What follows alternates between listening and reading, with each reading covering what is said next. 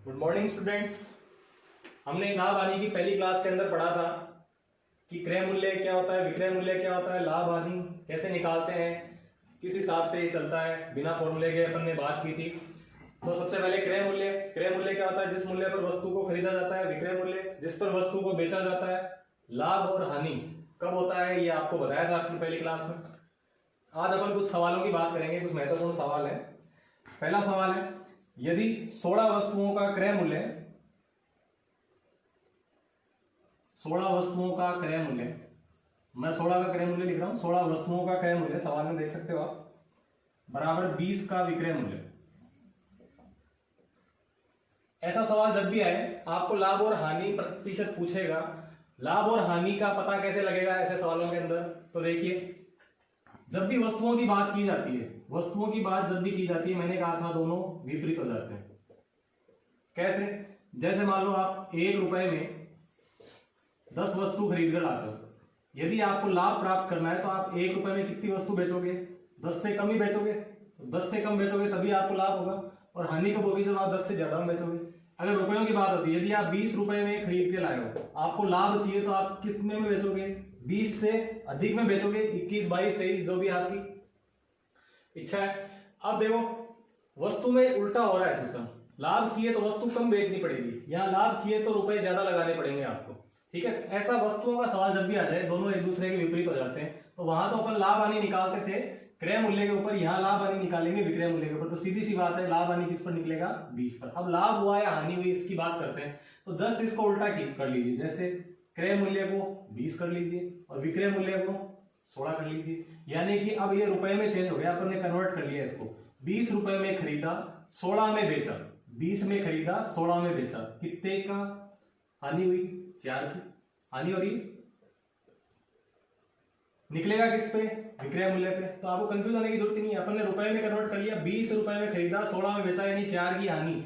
हानि किस पर? खरीदा कितने में? 20 में। तो 20 गुणा 100, ये 5 बार कट जाएगा, यानी कि क्या हो जाएगी? 20% की हानि हो जाएगी। तो पहले सवाल का आंसर आपका 20% हानि। इसी प्रकार दूसरा सवाल है, 15 वस्तुओं का क्रय मूल्य। तो 15 का क्रय मूल्य बराबर 20 का विक्रय मूल्य।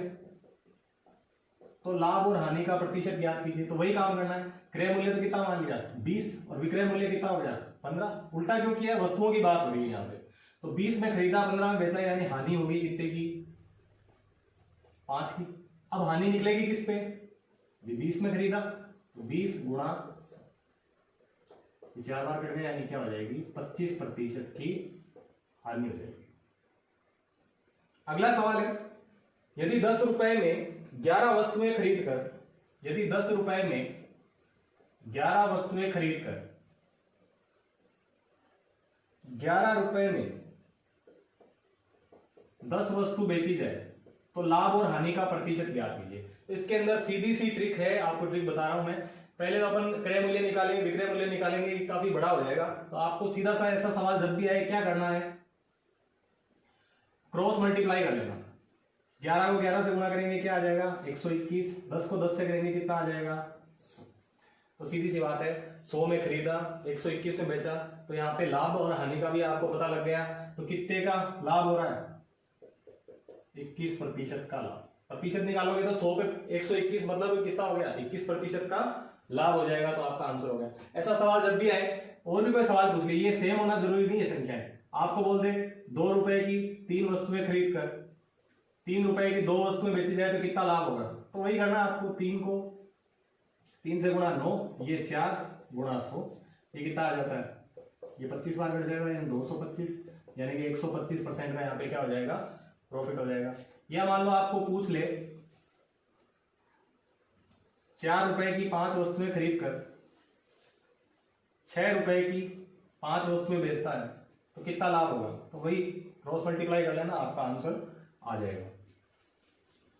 अब बात करते हैं अगले सवाल की। इसी से रिलेटेड सवाल है, 4 रुपए की 3 वस्तुएं खरीद कर 3 रुपए की 4 वस्तुएं बेची जाए, तो लाभ और हानि का प्रतिशत। तो ये क्या आ जाएगा? 3 को 3 से गुणा किया 9, 4 को 4 से किया 16। ठीक है, यहीं से आपको प्रतिशत प्राप्त हो जाएगा। आप गुना 100 कर देना है यहाँ पे। 4 से 4 बार, ये 25 बार, ये हो गया 225/4। इसमें भाग लगाओगे तो कितना आ जाएगा 56.25। यानी यहाँ पे क्या हो रही है, हानि हो रही है। 100 से कम आ गया मतलब क्या हो रही है, यहाँ पे हानि हो रही है। कितनी हानि हो रही है, तो 43.75% की यहाँ पे क्या हो रही है, हानि हो रही है। तो आपका आंसर हो जाएगा 43.75। अगला सवाल है, एक दुकानदार 1 रुपए की 12 वस्तु खरीद कर 1 रुपए की 12 वस्तु खरीदकर 20% लाभ प्राप्त करना चाहता है। 12 वस्तु खरीदकर 20% का लाभ प्राप्त करना चाहता है, तो वह 1 रुपए में कितनी वस्तु बेचेगा। तो यहाँ पे वस्तुओं की बात हो रही है, 12 वस्तु खरीदी मतलब ये क्रय मूल्य की बात है। लेकिन जब वस्तुओं की बात हो रही है यानी कि ये क्या है, विक्रय मूल्य के बराबर लिखेंगे अपन। तो 120%, 20% लाभ प्राप्त करना चाहता है, यानी विक्रय मूल्य क्या हो गया 120%, यानी 120% किसके बराबर हो गया, 12 वस्तुओं के बराबर हो गया। रुपए की बात होती तो अपन क्रय मूल्य के बराबर क्रय मूल्य लिखते, लेकिन अपन क्रय करके लाए कितनी 12 वस्तुएं और 20% लाभ चाहिए, तो अपन विक्रय मूल्य के बराबर वस्तुओं की संख्या लिखेंगे, क्योंकि ये दोनों एक दूसरे के विपरीत चलते हैं। मैंने आपको पहले ही बता दिया इस क्लास के अंदर। अब वह 1 रुपए की कितनी वस्तु बेचेगा, तो बात 1 रुपए की हो रही है तो रुपए को तो छोड़ दो, 12 वस्तु बेच रहा है, तो अब कितनी बेचेगी 20% का, तो विक्रय मूल्य अपन ने यहाँ ले लिया तो क्रय मूल्य वहां ले लेंगे बटा 120। ये 12 से 12 कट गया, 0 से 0, यानी 1 रुपए की कितनी वस्तु बेचेगा वो 10 वस्तु, तो उसे क्या हो जाएगा 20% का लाभ। 50 रुपए में 14 संतरे की दर से बेचने पर किसी दुकानदार को 12% की हानि होती है। यदि 12% का लाभ प्राप्त करना हो तो 50 रुपए में कितने संतरे बेचने होंगे। 14 संतरे बेचने पर 12% की हानि होती है, लेकिन उसको 12% का लाभ चाहिए, ठीक है।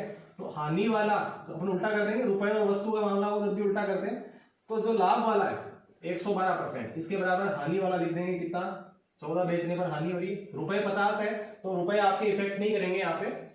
अब आपको पूछा क्या है भाई 12% लाभ प्राप्त करना है, लेकिन इसको इसके बराबर ले लिया, दूसरी संख्या कहाँ आ जाएगी आपकी, यहाँ आ जाएगी। 12% हानि का मतलब विक्रय मूल्य कितना हो गया 88, 112 कहाँ आ जाएगा आपका बट्टे में, ये कट जाएगा कितनी बार 8 बार, 8 से 88 कट गया 11 बार, यानी अब 50 रुपए की कितनी वस्तु बेचेगा 11 वस्तु बेचेगा, तो उसे क्या होगा वही 12% का क्या होगा लाभ होगा। तो आंसर हो गया आपका 11 वस्तुएं बेचेगा।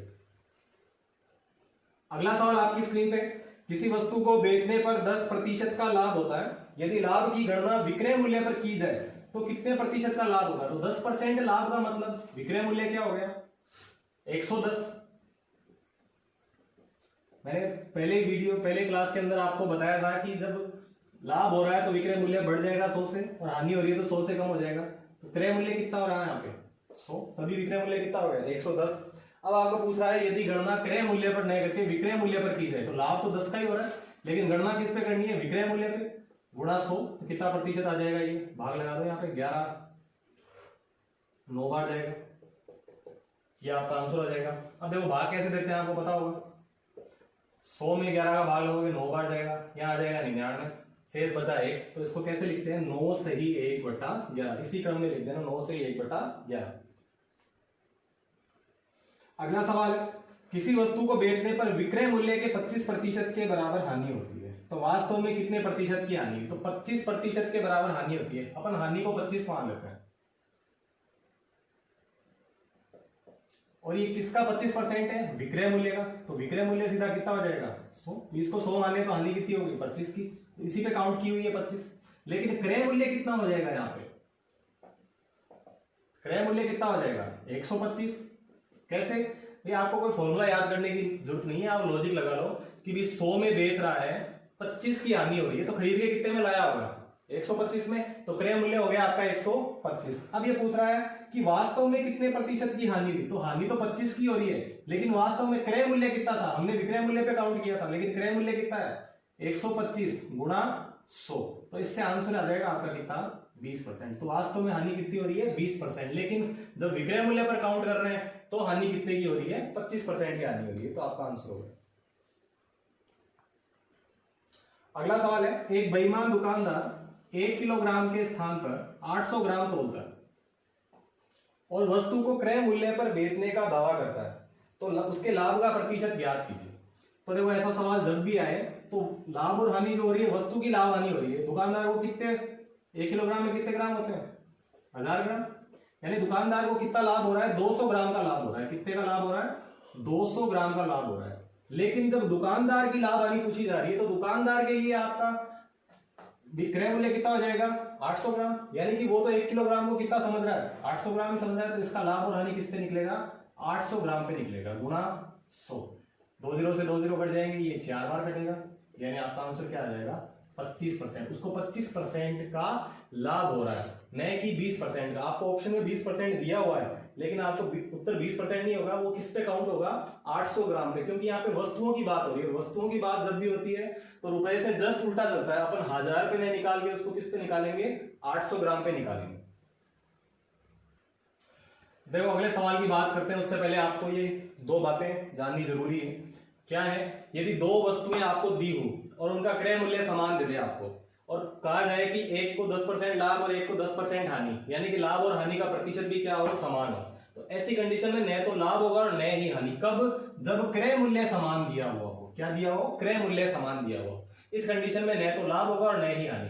दूसरी कंडीशन बनती है जो ज्यादातर पूछी जाती है एग्जाम्स के अंदर, यदि विक्रय मूल्य समान हो तो लाभ और हानि का प्रतिशत भी समान हो तो हमेशा हानि होगी। कितनी हानि होगी वो अपन सवाल के अंदर बात करते हैं, तो ये 2 चीजें आप ध्यान में रखना। पहली चीज के ऊपर अपन सवाल देखते हैं। 2 वस्तुओं को 10,000 रुपए प्रति वस्तु की दर से खरीद कर पहली वस्तु को 10% लाभ तथा दूसरी वस्तु को 10% की हानि पर बेचा जाता है, तो लाभ हानि का प्रतिशत ज्ञात कीजिए। ये सवाल है। अभी आपको मैंने पहला टाइप बताया था, इसके अंदर साफ साफ कहा है कि 10,000 रुपए प्रति वस्तु की दर से खरीद कर, यानी कि क्रय मूल्य समान है। क्या समान है, क्रय मूल्य समान है और लाभ हानि का प्रतिशत भी समान है। तो ऐसी कंडीशन में क्या होगा, न तो लाभ और न ही हानि। क्यों, देखिए कि 10,000 रुपए की वस्तु को आप 10% लाभ पर खरीद बेचोगे, ठीक है, तो कितना हो जाएगा, देखो 10,000 का 11,000 में बेच रहे हो, इसका 10% क्या हो जाएगा 1,000, यानी 10,000 की वस्तु कितने में बेच रहे हो 11,000 में। दूसरी वस्तु पर हानि हो रही है, तो 10,000 की वस्तु को आप कितने में बेच रहे हो 9,000 पर, क्योंकि वो कैलकुलेट किस पे होगा, क्रय मूल्य पे। तो ये भी हो गए 20,000 आपके, और ये भी कितने हो गए 20,000। तो इस कंडीशन में क्या होगा, न तो लाभ होगा और न ही हानि। तो ये चीज आप याद कर लेना, ज्यादा आपको उलझने की जरूरत नहीं है। जब क्रय मूल्य समान हो तो न तो लाभ होगा और न ही हानि। कब, जब लाभ और हानि का प्रतिशत भी क्या दे रखा हो, समान दे रखा हो।